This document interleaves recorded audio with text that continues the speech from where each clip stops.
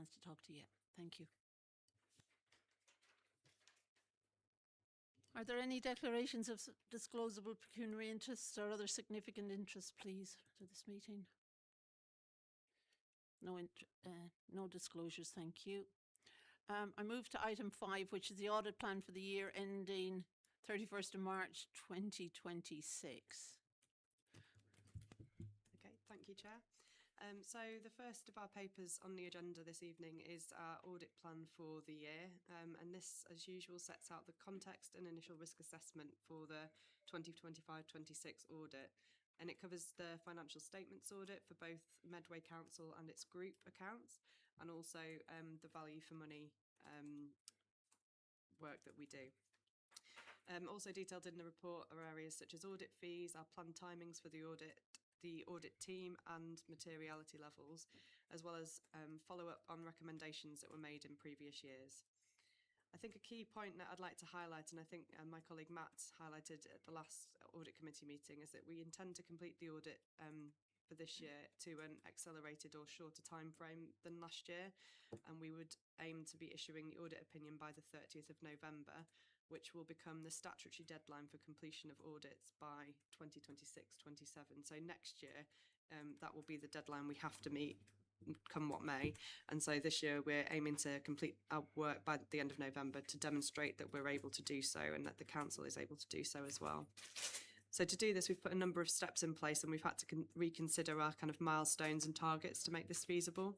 So we've actually already started our audit last week, and we intend to complete the majority of our audit testing by mid-September to help us achieve the sign-off timeframe of the end of November. So we're working with Andy and his team very closely to try and make sure that we're able to facilitate that as much as possible. The audit plan sets out the significant risk areas for the financial statement side of the audit, which is where the most in-depth audit work is needed. So these are management override of control, which is a fraud risk, which is present in all audit plans. So this isn't specific to Medway. It's a risk that is applicable to every single audit. And this covers our kind of journal entry testing. So those are entries in the financial ledger and work on significant accounting estimates. We also have sort of standard risks of presumed risks of fraud in revenue and expenditure recognition, which again, for local authorities and public sector bodies, those are areas that we consider to be significant risks, and that's across all of our local authority audit portfolio. We've got property valuations for each different classification of property within the council's financial statements. The ongoing implementation of the new accounting standard relating to leases, IFRS 16, which was effective for the first time in 2024-25, but due to the kind of time pressures around completing the audit and the statutory backstop date, that section of work wasn't fully evaluated and wasn't fully completed last year. So we've re-highlighted that as a significant risk this year. And similarly for Medway, the group accounts consolidation, because again, limited audit work has been undertaken in the last few years around the group accounts specifically. So the plan sets out the audit work that we propose to do to address the risks that we've identified. In terms of the value for money, the main focus is on following up from previous years' key recommendations, which related to the financial improvement plan, managing the council's finances, and the resilience of the council's finance team in terms of managing the financial reporting. And then as well as documenting any updates in other areas which are set out by the NAO's guidance on value for money. We've also set out in our audit plan level of testing. It might mean that in some areas which are perhaps lower risk, which might have had very large sample sizes in previous years, the sample size may be slightly reduced, but things like we've talked about borrowing, loans, those kind of areas, and expenditure, the capitalisation issue. Those are all areas that we'd still look at and still do the same level of work on. So I don't think it will affect the areas which we would look to gain assurance over and report on, and areas like the minimum revenue provision and that kind of stuff. So yeah. have a couple of questions, but they're mainly for Andy or Phil. But one question for GT before I go into this one is, have you got adequate resources now to meet the challenges that you've set and agreed with us as a plan, please? Yeah, we do have. Gain assurance. So, without further ado, I'm going to pass over to Ellen to go through any main points you want to cover in the report. Yeah, it's not a long report, so I think I'll keep it quite brief and then just again welcome any questions. But the purpose of this report is in response to a request from MHCLG firms who are active in the local authority sector, agree a plan for rebuilding assurance over the disclaimer audit opinions with all the affected authorities, and share it with audit committees across the piece, and then with them before the end of July. So this sets out at a high level the plan for rebuilding assurance. It sets out what the current situation is and what likely challenges will be, and we've highlighted things which probably won't be a huge surprise to the committee, but around capacity and then coupled with the complexity of financial reporting. Is crucial, I think. I just reiterate again that this year we're able to do a normal audit of in-year transactions and closing balances by the 30th of November to make this trajectory feasible. The report also goes on to kind of discuss our approach to rebuilding assurance in specific areas of the financial statements, and it indicates the potential different types of audit opinion in each year. That's all I'll really say about it, but I'm happy to take questions on the report. Thank you, Ellen. Councillor Lawrence, Councillor Clark. So, Chair, just a question on the assessment that places Medway into Category D. I mean, I'm just concerned about that status and now our ongoing reliance on exceptional financial support. I'm just wondering what the immediate capacity building or temporary technical resources are being brought in to ensure that the finance team can handle the heavy burden of the build back work without failing standard operations.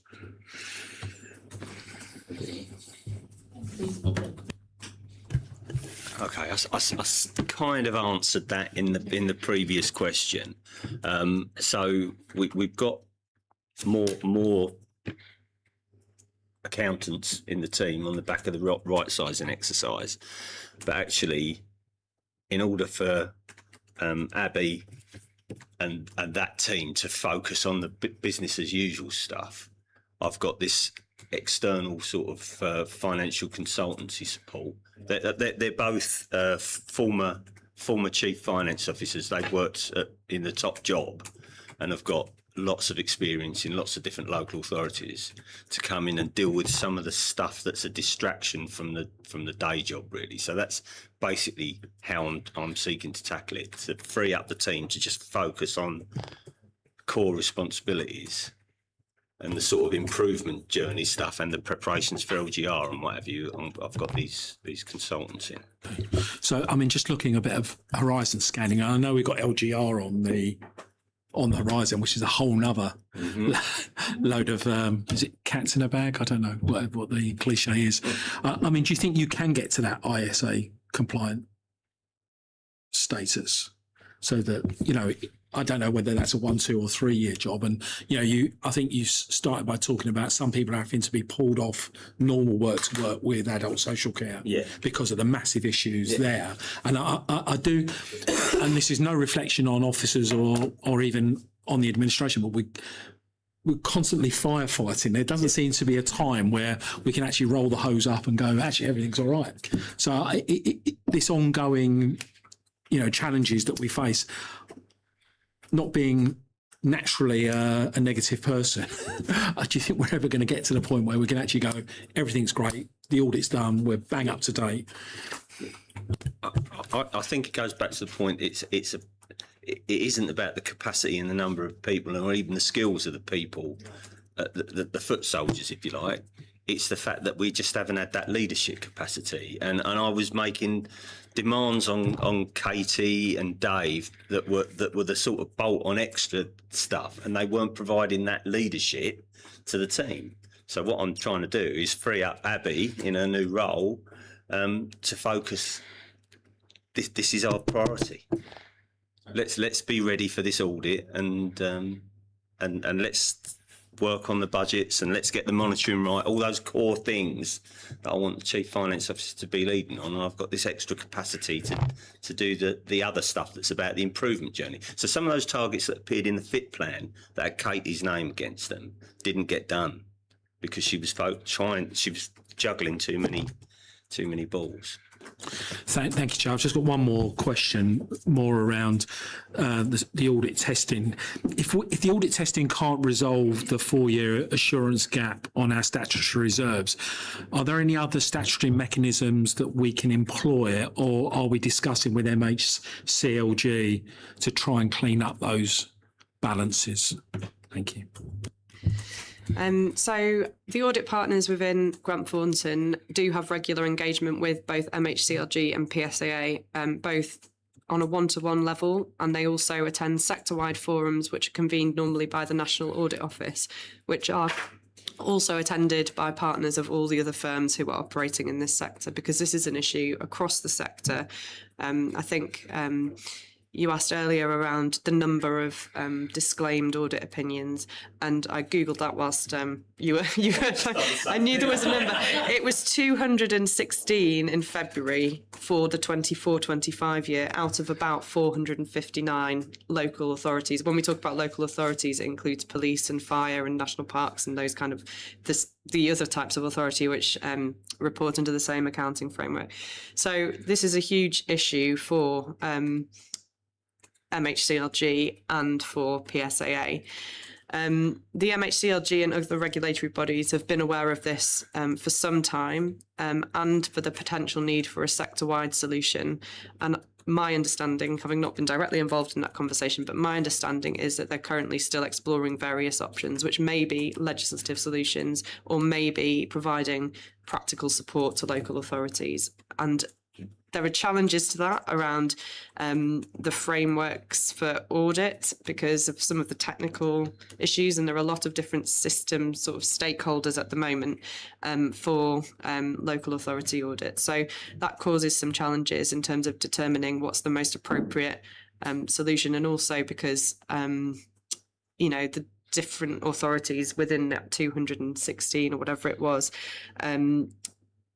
will be in that position for very different reasons. So that's one of the challenges. I mean, I'd highlight Medway are far from the only local authority in the situation, even where there's been several years of disclaimed audit opinions. And so when we've written the same type of report to all of the authorities where there's been a disclaimer that Grant Thornton audits. And we identify within our own portfolio 24 local authorities which are in that category D, where we don't necessarily think it's going to be a straightforward case of doing the normal audits and working back towards an unqualified audit opinion. And I think that nationally we would not expect, there might be 80, 90, 100, my estimation would be there might be 80, 90, 100 nationally, which would be in a similar sort of situation across authorities audited by all of the firms. I think MHCLG are also really conscious of this pressure because of the context of local government reorganisation. So clearly the legacy audit opinions from authorities such as Medway may impact on successor bodies, and they may be made up of a mix of legacy authorities which had maybe a clean audit opinion or a disclaimed audit opinion, and where is the kind of, and how is the accounting for that's going to be complicated enough, I suppose, without thinking about how do we rebuild assurance on this part of a successor body. I don't know, it sounds quite very complicated, even in theory. And I think that some of the solutions, so the government is currently in the process of establishing an arm's length body, which is the local audit office, which will be a single system leader for local authority audit. So my understanding is that the chairperson for that has been appointed and has started to recruit for the chief executive role. And so that organisation should be in place, and it'll take on some of the roles from currently done by MHCLG and PSAA and other bodies such as the National Audit Office later this year. The chairperson, if you're interested in this, the chairperson, I'm quite interested in this sort of stuff.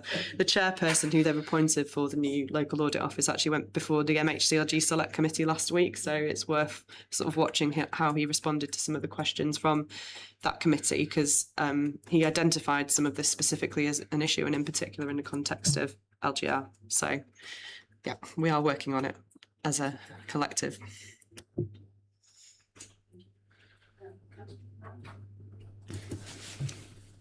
Thank you. I suppose it comes back partly to that November date, really. But firstly, Phil, is there? We're trying to do all this. We need to do all this. But is there a penalty if we don't, or an incentive if we do? Is it a knock-on into borrowing costs or anything really? Because obviously doing this extra work, if it's hamstringing our daily work, there's a tension there that someone's got to juggle. And if you're looking at what are the outcomes, i.e. there's no consequence if we don't, is it more likely to slip or not? Because, you know, that qualified opinion goes back a year, doesn't it, if we don't get the balances right this year? That's I'm slightly unclear as to, is this sufficiently incentivised to make it happen, or is this just going to be how it is?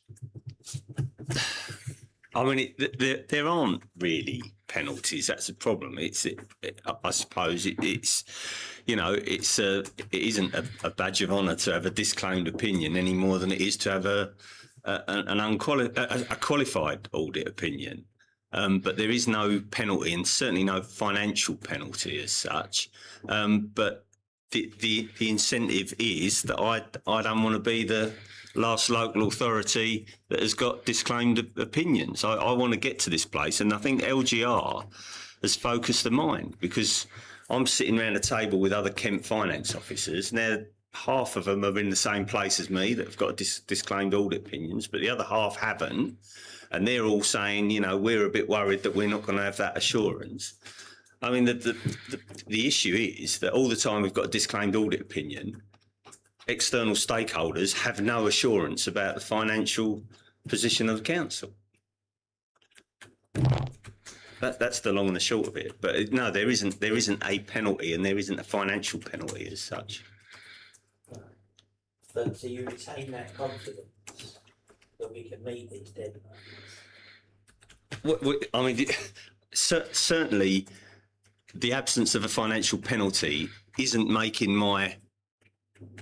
reducing this in terms of the prioritisation in my eyes. This is still mega important for me to achieve that assurance and be able to sit here, because I don't want to have this conversation 3 times a year either, you know, which is what I'm having at the moment. I really want to get off of this treadmill. I mean, I got quite hopeful a few meetings ago, because Matt sat here and he talks about, well, we're looking at this issue of deemed balances. And I thought, yes, let's just do that. Let's just say, look, we all got into a pickle about this, 300 other local authorities. Let's just assume that those balances that brought forward, we've had a couple of years now where, you know, we've tested the closing balances. That'd be great. Let's just assume we're in a good place. I mean, for the most part, my view is when you're talking about asset valuations, we commission asset valuations at the end of the year. So irrespective of whether the brought forward balance was right or wrong, you've got a new valuation, which is your closing balance. So I'm struggling to see why this is such an issue, but we haven't, nationally, there is no resolution to it yet. So.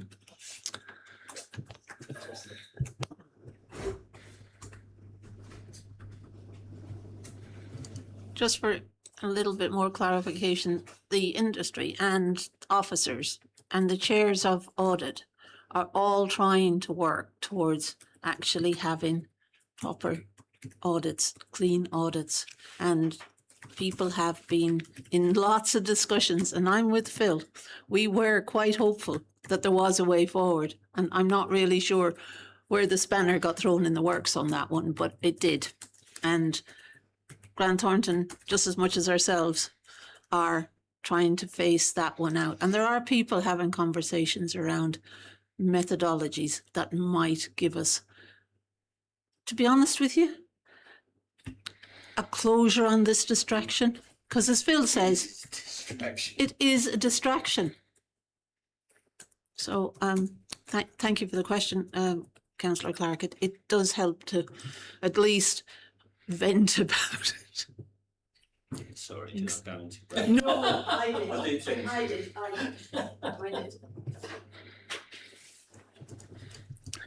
Any more questions?